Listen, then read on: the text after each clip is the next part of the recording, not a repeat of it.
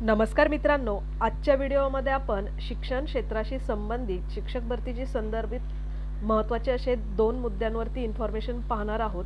एक म्हणजे रयत शिक्षण संस्थेची एक अपडेट आहे आणि दुसरं म्हणजे माध्यमिक शाळा म्हणजेच कनिष्ठ महाविद्यालयाची संच मान्यता यावरती एक लेटर आलेला आहे।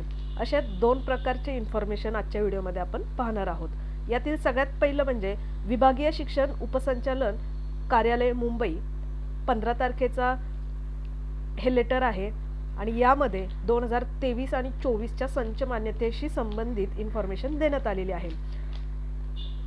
विषय आहे 2023 आणि 24 या शैक्षणिक वर्षाकरता उच्च माध्यमिक शाळा म्हणजेच कनिष्ठ महाविद्यालयांची संच मान्यता करण्याबाबत। आतापर्यंत ही संच मान्यता होत होती, झालेली देखील आहे, परंतु ऑनलाईन आणि ऑफलाईन या दोन प्रकारच्या पद्धतीची संच मान्यता ही अपलोड करण्यात येते। काही संच मान्यता ह्या ऑफलाईन पद्धतीने घेऊन त्या अपलोड केल्या जात नव्हत्या, परंतु आता या ठिकाणी ह्या लेटरमध्ये काय सांगण्यात आलेले आहे बघा। उपरोक्त विषयाबाबत आपणास कळवण्यात येते की संदर्भीय बैठकींमध्ये दिलेल्या निर्देशानुसार, म्हणजे ही काल बैठक पार पडली, आता त्याच्यामध्ये हा निर्णय घेण्यात आला। अनुदानित उच्च माध्यमिक शाळा म्हणजेच कनिष्ठ महाविद्यालयांची संच मान्यता म्हणजे जे 11वी आणि 12वीचे वर्ग आहे त्या संदर्भात आहे। संच मान्यता 2023-24 करण्यात आलेली आहे। ही संच मान्यता झालेली आहे। मुंबई विभागातील अनुदानित कनिष्ठ महाविद्यालयांची संच मान्यता 2022-23 प्रमाणे सन 2023-24 ऑनलाईन पद्धतीने करण्यात येणार आहे। म्हणजे ऑफलाईनच्या ऐवजी या ठिकाणी ऑनलाईन पद्धतीने करण्यात येणार आहे। सबब ऑनलाईन पद्धतीने संच मान्यता करण्यासाठी या कार्यालयाच्या या ठिकाणी वेबसाईट दिलेली आहे, या संकेतस्थळावर माहिती भरणे आहे। म्हणजे आता ही संच मान्यता होणार आहे। तर ऑनलाईन संच मान्यतेसाठी यापूर्वी लॉगिन आयडी देण्यात आलेला आहे, तरी सर्व संबंधित म्हणजे सर्वांसाठी कनिष्ठ महाविद्यालयांनी खालील दिनांक जो 26 तारखेची मुदत देण्यात आलेली आहे 26 मार्च, तर 26 मार्च पर्यंत ही इन्फॉर्मेशन संकेतस्थळावर माहिती भरून आपली संच मान्यता करून घ्यावी। संच मान्यतेची माहिती भरताना खालील कागदपत्रे दिलेली आहे ती जोडून घ्यायची आहे। ऑनलाईन संच मान्यता 2023-24 माहितीबाबत खाली अधिकाऱ्यांचं नाव दिलेलं आहे, यांची नियुक्ती केलेली आहे आणि त्यांच्याशी संपर्क साधण्यासाठी सांगितलेलं आहे। म्हणजे आता या ठिकाणी अधिकाऱ्यांशी संपर्क करायचा, विहित मुदतीत संच मान्यतेचे काम पूर्ण करायचे आणि विहित मुदतीत संच मान्यता न झाल्यास त्यास सर्वस्वी संबंधित प्राचार्य यांना जबाबदार धरण्यात येईल अशी नोंद घ्यावी। म्हणजे आता जवळजवळ 2022ची जी टेट एक्झाम झाली होती तेव्हापासून संच मान्यतेला सुरुवात झाली होती आणि त्यानंतर पवित्र पोर्टलवर ह्या सगळ्या गोष्टींची अपडेट देण्यात आली। नंतर टेटच्या अनुषंगाने विद्यार्थ्यांकडनं मग प्रिफरन्स इन्फॉर्मेशन भरून घेणं किंवा त्यांच्या जागा अपलोड करणं, आता ही दुसरी संच मान्यता या ठिकाणी सुरू झालेली आहे। म्हणजे जवळजवळ पूर्ण 1 वर्ष उलटून गेलं यामध्ये। आता ही संच मान्यता या ठिकाणी सुरू झालेली आहे आणि जेव्हा संच मान्यता सुरू होते तेव्हा आता सगळ्यांनाच माहिती आहे 9वी ते 12वीच्या जे पदं असतात शिक्षकांची संख्या जास्त असते आणि त्या ठिकाणी जागा तितक्या प्रमाणात जास्त येत नाही, कारण प्राथमिक शिक्षण 1ली ते 5वीसाठी कंपल्सरी असतं, प्राथमिक शिक्षण कंपल्सरी असतं, त्यामुळे शिक्षकांची विद्यार्थ्यांची संख्या देखील जास्त असते।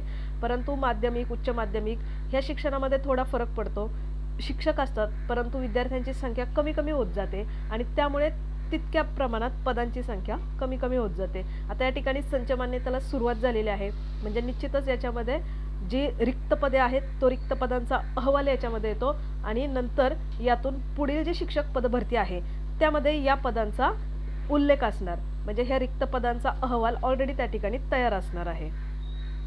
आणि ह्या संच मान्यतेच्या नंतर यांची बिंदू नामावली ठरवली जाईल, कारण रिक्त पदांची इन्फॉर्मेशन त्या ठिकाणी समजते। आणि त्यानंतरची आपली दुसरी जी इन्फॉर्मेशन आहे ती रयत शिक्षण संस्थेची। आता ही जी रयत शिक्षण संस्थेची इन्फॉर्मेशन आहे, तर आत्ता पवित्र पोर्टलवरती ज्या विद्यार्थ्यांचं रयत शिक्षण संस्थेवरती सिलेक्शन झालेलं आहे एकाच एक उमेदवार याप्रमाणे, आता त्यानंतर यांनी हे प्रसिद्धीपत्र आत्ता हे प्रसिद्धीपत्रक काढलेलं आहे लेटेस्ट, की ज्या शिक्षकांची पवित्र पोर्टल मार्फत नियुक्त झालेल्या शिक्षकांचा राजीनामा घेऊन त्यांना कार्यमुक्त करण्याबाबत।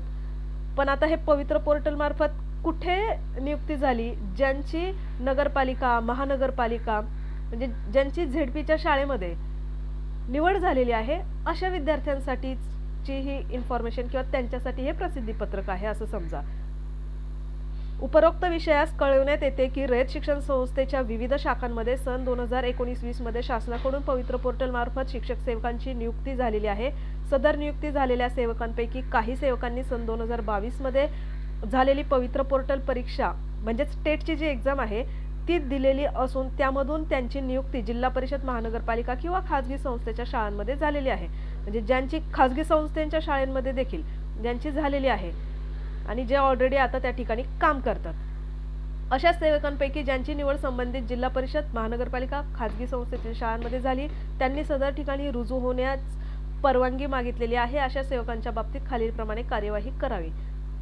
शिक्षक सेवक पदावर काम करणाऱ्या सेवकांचा राजीनामा अर्ज घेऊन 15 दिवसांचा पगार जमा करून घ्यावा व त्यांनी अर्जात नमूद केलेल्या दिनांकापासून कार्यमुक्त करण्यात यावे.